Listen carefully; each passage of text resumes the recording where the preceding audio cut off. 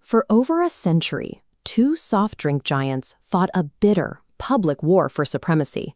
By almost every cultural metric, Coca-Cola secured the absolute loyalty of the global consumer. But when you look at this chart comparing their modern annual revenues, something doesn't add up. The Coca-Cola Company pulls in roughly $40 billion a year. PepsiCo makes over $80 billion. Maintaining this lead required a total departure from the traditional model of a beverage company. The resulting empire is the product of a century of high-stakes survival tactics and desperate pivots, all designed to find a way around a rival they could never beat head-on. The struggle started on day one. In 1892, a pharmacist named Caleb Bradham mixed up a new syrup recipe to sell at his local soda fountain in North Carolina. That exact same year down in Georgia, Coca-Cola was already incorporating and aggressively expanding. During World War I, strict rationing drove sugar prices wild. Bradham gambled everything he had to stockpile it, assuming costs would keep climbing. He was wrong. The market crashed, and by 1920, the Pepsi-Cola Company was completely bankrupt. A decade later, amidst the Great Depression, the company collapsed into bankruptcy a second time. Their new owners were so desperate to cut their losses, they offered to sell the entire business to Coca-Cola. Coke turned them down. In fact, they rejected the buyout on 3 separate occasions. Left with no other options, Pepsi started bottling their syrup in recycled beer bottles to slash production costs. This allowed them to offer 12 ounces of soda for 5 cents, exactly double the volume of a Coca-Cola bottle for the exact same price. In the middle of an economic depression, it was an irresistible deal. They kept looking for any advantage their competitors were missing. During the 1940s, Pepsi hired an all-black sales and marketing team to advertise directly to the African-American community. At a time when other major brands either ignored these consumers or relied on crude stereotypes, Pepsi tapped into a massive, willing market. By the 1970s, their hustle went global. They struck a deal to become the first American brand sold in the Soviet Union. Because the ruble was effectively worthless outside the USSR, Pepsi agreed to a bizarre barter system. They traded their soda concentrate directly for Stolichnaya vodka, which they could sell back home for real US dollars. Enduring these near-death experiences and navigating global embargoes hardwired a unique survival instinct into the company. They learned to play by a completely different set of rules. The biggest rule they broke was staying in their lane. Executives realized that when people walked through a grocery store, they usually bought a cold drink and a bag of salty chips at the exact same time.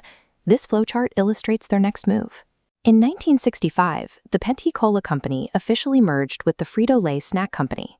Together, they formed PepsiCo, instantly generating over $1 billion in combined sales and branching out rapidly.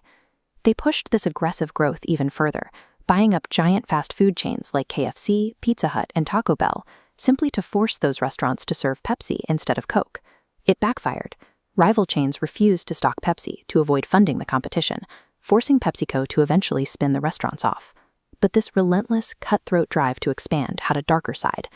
The pressure to win at all costs bred a corporate culture of careless, high-stakes marketing campaigns.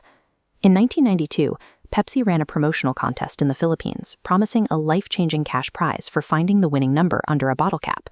They meant to print 2 winning caps.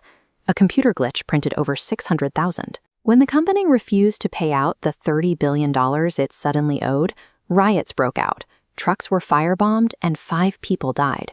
4 years later, they aired a commercial jokingly offering a military Harrier jet to anyone who collected 7 million loyalty points. A savvy business student realized he could simply buy the required points for about $700,000, a massive discount on a $23 million aircraft. He sued the company for false advertising when they refused to hand over the jet. PepsiCo's willingness to roll the dice saved them from bankruptcy and built a massive conglomerate.